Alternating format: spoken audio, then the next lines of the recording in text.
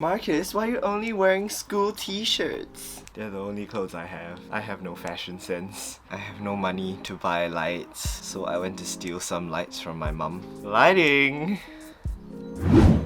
Please like my videos. A few weeks ago, my godparents asked me if I could help them make a wedding video. Since I do all this YouTube stuff, I was like, heck yeah, why not, right? Because I really like trying new stuff. And I think that taking opportunities like this forces you to learn and become better at what you're doing. I'll mainly be discussing how I filmed the wedding, what I learned, and then what I think I could have done better.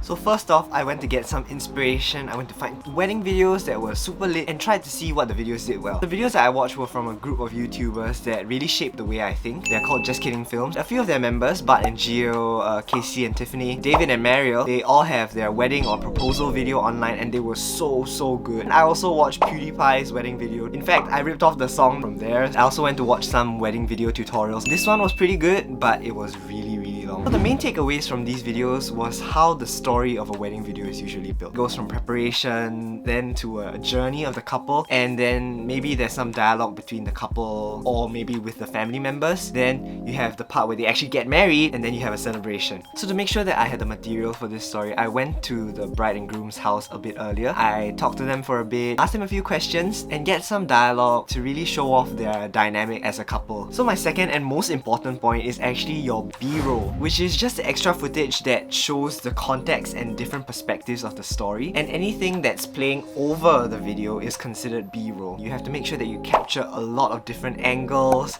the couples being lovey-dovey, the landscape, the parents, the family, to make sure that you have a variety of interesting angles to choose from when you're editing the video. So my third point is on audio. I was really worried about the audio quality from my camera's inbuilt microphone because it's not the best. It ends up having a lot of static sometimes, especially if there's a lot of ambient noise. I got an external microphone for my camera. It's the Rode Videomic Go. It's a shotgun microphone, so it attaches nicely on top of my camera. I usually do vlogging, so like the portability really works well. It's quite budget friendly as well. So the important things that I learned about recording audio are the distance to the microphone, and you have to take note of any external noise like wind and machinery, and the cardioid pattern, which just refers to the area around the microphone where it captures audio, and your camera. So this sounds weird. So the audio signal from your microphone is usually like quite weak, and we have to use something called a preamplifier, which helps to boost the audio levels. Inbuilt preamplifiers on like your cameras and DSLRs tend to be quite low quality, and it increases the amount of noise you receive in the camera. There's links to a few good articles that I found about audio recording and the different microphones that you might want to consider using. What I would do a bit differently for audio in particular is probably buy and use a different microphone. The Rode Wireless Go is probably one of the most popular and reasonably priced wireless microphones out there. You've probably seen some YouTubers use them on a fork or something.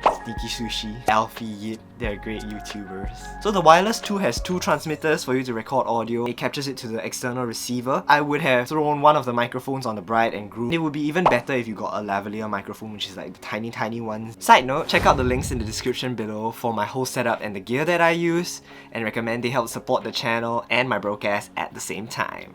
These are some of the things that I think I could have learned to do better. So the biggest one was when I was actually recording the video. It's about understanding cultural norms. Even though I'm Chinese, I had no idea what the heck was going on during the wedding. Chinese weddings have so many weird rules and norms that you should follow, like how the bride and groom have to like sit on particular sides, where the elders should be sitting or positioned in the photo. I realized that you definitely have to be very respectful of the cultures and the demands of the people that you're making the videos for. What I did was I ended up following the wedding photographer all over the place and let him direct all the shots. Okay, so second thing is about framing and perspective. This refers to how you build a scene. For me, the most important thing was to like utilize the fore and background to give it depth. I also ended up holding my camera at such an angle where I ended up cutting the groom's head off, so it ruined like 20 of my shots. So something I think I could learn is color grading. I ended up just using the auto adjust settings on my camera and didn't do much for post-production. Thinking of like doing this more professionally, you might want to consider what mood you want to be going for in your video and how to create a consistent feel to that video. And one small thing is frame rates. I'm sure that most of you already know that cinematic videos like your movies are shot in 24 frames per second to give it that motion blur, that very classic cinematic feel. B-roll scenes, they are